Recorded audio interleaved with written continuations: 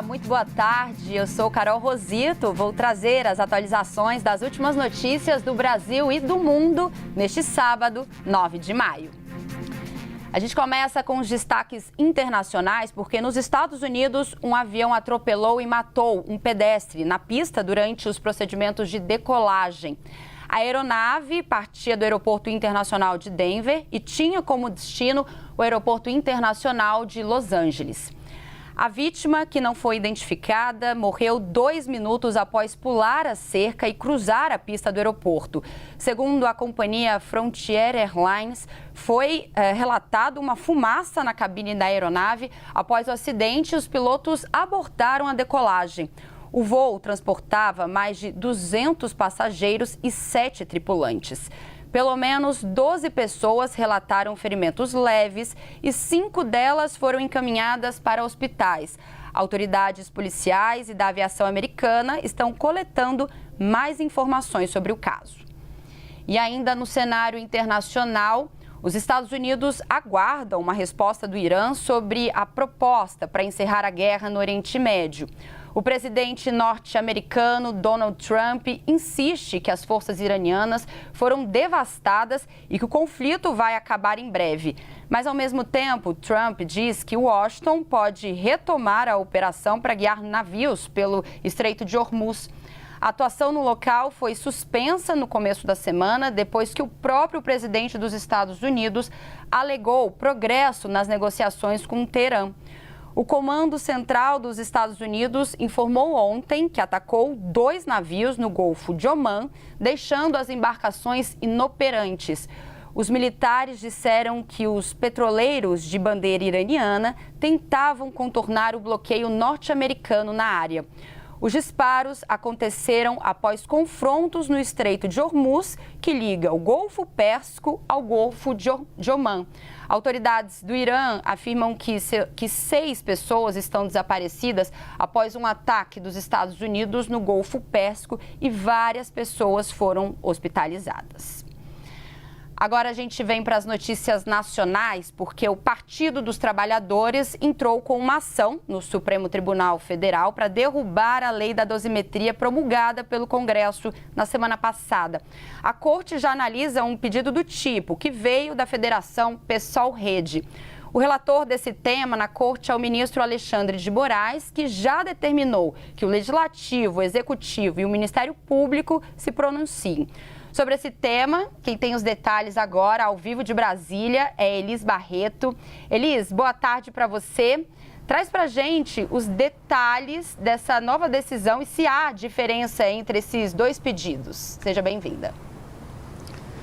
Boa tarde para você, Carol, e para todos que nos acompanham. Exatamente, mais cedo ao longo da programação, Carol, a gente já falava dessa expectativa que a Federação PT, PCdoB e PV ajuizasse uma ação também nesse sentido no STF. Essa decisão de ajuizar essa ação já tinha sido informada ontem pela federação que o PT participa. Pois bem, você falou das diferenças, os pedidos são basicamente os mesmos. O PT, tanto a ação do PT, tanto a ação do PSOL, questionam ali 2 pontos principais dessa decisão que levou à promulgação da lei da dosimetria. A primeira é sobre o mérito em si da lei, que pode acabar beneficiando condenados por crimes contra a democracia, o que as 2 federações entendem que são inconstitucionais. E o segundo ponto, que também trata essa segunda ação, é sobre o rito legislativo, no caso as 2 ações, sobre o rito legislativo que levou à promulgação dessa lei. Então a gente lembra o que aconteceu. O projeto de lei da dosimetria foi votado e aprovado nas 2 casas legislativas, na Câmara e no Senado. E seguindo o processo normal, foi para a presidência da República para que o presidente vetasse ou sancionasse o projeto. Pois bem, o presidente Lula vetou integralmente o projeto de lei da dosimetria e, dando continuidade ao rito legislativo, o Congresso Nacional foi analisar esse veto para decidir ali se mantinha ou se derrubava. Acontece que a decisão dos parlamentares, deputados e senadores na sessão conjunta foi por derrubar parcialmente o veto presidencial. Esse ponto também, então, é questionado nas duas ações, tanto do PT quanto do PSOL. A gente lembra, como você falou, que essa ação da Federação PSOL-Rede já tem um relator. Agora, a gente aguarda para ver como vai ser a tramitação dessa ação ajuizada pelo Partido dos Trabalhadores. Elis, obrigada pelas informações. A gente volta a conversar daqui a pouquinho.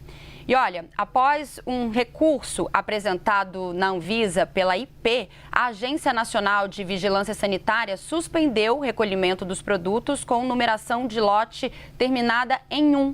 Apesar da decisão, o órgão manteve a orientação para que os consumidores não utilizem os itens. A gente conversa agora com a repórter Natália Lausen, que explica toda essa história para a gente direto de São Paulo. Natália, boa tarde. Oi, Carol, boa tarde para você. Atualizando essa história, então, da Anvisa e da IP, o que a gente tem de momento é que os produtos da marca estão autorizados a circular de forma tranquila e, normalmente, até o julgamento do recurso pela diretoria colegiada da Anvisa, o que deve acontecer aí pelos próximos dias. Mas, mesmo assim, a Anvisa mantém essa orientação aos consumidores para não usar os produtos que foram suspensos. Esse recurso apresentado pela IP acabou suspendendo, então, automaticamente a medida imposta pela Anvisa, que havia interrompido tanto a fabricação quanto também determinado o recolhimento de produtos como lava-louças, sabão líquido para roupas e desinfetantes da marca do lote, que tinha o numeral 1 como final deste lote. Isso aconteceu, Carol, depois de uma avaliação técnica identificar alguns descumprimentos relevantes em etapas críticas do processo produtivo. Segundo a Anvisa, essas falhas foram constatadas nos sistemas de garantia de qualidade e também de controle da qualidade e produção, o que descumpre os requisitos essenciais das boas práticas de fabricação de saneantes. Foram apontadas, de acordo com a Anvisa, algumas fragilidades tanto no processo de produção quanto também de limpeza, rastreabilidade e também sanitização. Além disso, segundo a Anvisa, essas falhas indicariam aí um risco à segurança sanitária dos produtos com uma possibilidade de contaminação microbiológica.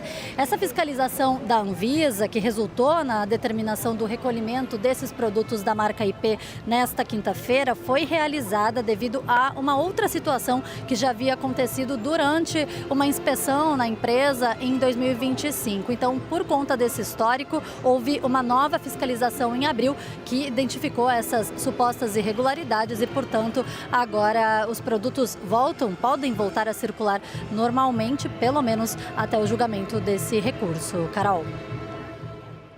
Natália, obrigada pelas informações. Importante, né, a informação para o consumidor ficar de olho. Obrigada. E olha, o Mounjaro se tornou o medicamento mais vendido do mundo, de acordo com um levantamento feito pela agência de notícias Bloomberg. O produto, desenvolvido para o combate da diabetes e da obesidade, desbancou o remédio para câncer Keytruda, que ocupava o topo desse ranking global desde o primeiro trimestre de 2023. Só nos primeiros 3 meses deste ano, o Mounjaro gerou 8 bilhões e 700 milhões de dólares em vendas para Eli Lilly, a empresa fabricante do medicamento. O valor superou os 7 bilhões e 900 milhões de dólares registrados pela Keytruda no mesmo período. O Mounjaro faz parte da classe de medicamentos conhecidos como canetas emagrecedoras.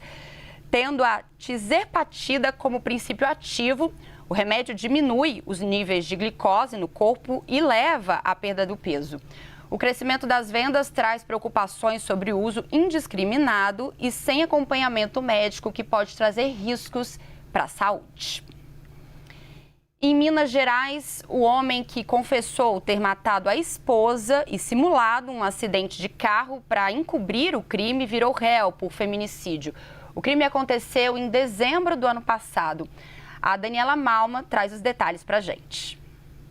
Alisson de Araújo Mesquita, denunciado pela morte da companheira e por ter simulado um acidente de trânsito para tentar encobrir o crime, virou réu aqui em Minas Gerais. A decisão foi tomada pela juíza Ana Carolina Souza, que aceitou a denúncia de feminicídio com as qualificadoras de violência doméstica e familiar, meio cruel, recurso que dificultou a defesa da vítima e ainda fraude processual. A juíza também manteve a prisão preventiva, lembrando que Alisson foi preso em flagrante no dia 15 de dezembro de 2025. Segundo o Ministério Público, Alisson mantinha um relacionamento amoroso conturbado com a vítima, inclusive com registros de violência física e psicológica. No dia do crime, no dia 14 de dezembro, ele não teria aceitado um pedido de fim de relacionamento e teria a esganado até a morte. Assim que ele constatou o óbito da companheira, ele teria colocado no banco do motorista dentro do veículo, sentou no banco do passageiro e dirigiu de Belo Horizonte em direção a Divinópolis, simulando que era a vítima quem estava na condução desse veículo. Eles passaram por um posto de pedágio, inclusive nós temos acesso a essas imagens da época do crime. Ele que faz o pagamento desse pedágio, alegando que a companheira que está conduzindo o carro não está se sentindo muito bem. Logo depois de passar pelo pedágio, Alisson então provoca, ali de forma intencional, um acidente de trânsito para poder simular que a causa da morte da vítima teria sido o acidente de trânsito. Ele foi preso em flagrante no dia seguinte, no velório da vítima. A defesa de Alisson se manifestou, informando que, em momento oportuno, vai apresentar de forma detalhada todos os pontos defensivos desse caso. Agora só essa história. Por uma diferença de minutos, brasileiros escapam de uma tragédia. Durante uma escalada ao pico do Everest, a montanha mais alta do planeta, um bloco de gelo com mais de 30 metros se desprendeu e atingiu um grupo de alpinistas que passava. Pelo menos 4 pessoas ficaram feridas, 2 em estado grave. O Everest é considerado a montanha mais difícil de escalar. Exige muito planejamento, preparo e também coragem para vencer os quase 9.000 metros de altitude. Depois desse susto, o alpinista Gustavo Cordoni falou hoje para a CNN Brasil. Vamos ouvir. Gustavo Cordoni aqui, dentro da barraca, no campo base do Everest, a mais de 5.000 metros de altitude. Agora já são 8 horas da noite, a gente já jantou, tá bem frio, por isso estou aqui na barraca. O sinal de Wi-Fi também aqui na parte da noite é bem ruim, porque ele é carregado com bateria solar. E à noite não tem sol, obviamente. E é isso. Agora a gente já encerrou o ciclo de aclimatação. Fizemos o Lobuche, que é uma montanha de 6.000. Fomos até o campo 3, que está um pouquinho mais de 7.000 metros de altitude. E voltamos aqui ao campo base. Assim a gente encerra o nosso ciclo de aclimatação. E agora a gente fica pronto para poder fazer o cume do Everest. É só esperar uma janela boa. A corda chegou até o campo 4. Então tem que passar a corda do campo 4 até o cume. O que leva aí mais uns 3, 4 dias, se tudo der certo, né? O tempo aqui é muito imprevisível. E assim fica aberta a rota para o cume. É só esperar a equipe ficar 100%, achar uma janela boa e partir para a maior montanha do mundo. É isso. Para chegar até o campo 3, que foi o nosso último ciclo de aclimatação, foi bem complicado. A gente teve que passar a cascata de gelo. Nós passamos embaixo de um serac, que é como se fosse um bloco de gelo. E 5 minutos depois ele colapsou. Ele caiu, atingindo a rota principal. Sorte que ninguém veio a falecer, tiveram alguns feridos, mas já estão socorridos. E além disso, do campo 1 para o campo 2, a gente pegou muito vento mesmo, uma situação bem crítica. Então o Everest mostra a sua verdadeira face. É uma montanha muito arisca, tem que ter muito respeito, muita humildade, porque acima do campo base tudo pode acontecer. Mas é isso, a equipe está muito bem, eu também estou muito bem, e agora descansar, esperar a corda chegar até o cume, e aí ver uma boa janela, um bom tempo e partir para a maior montanha do mundo. Que aventura, hein? Que susto. Felizmente deu tudo certo. E essas foram as principais notícias do momento. Você fica agora com o CNN Sinais Vitais. Pense bem, pense CNN.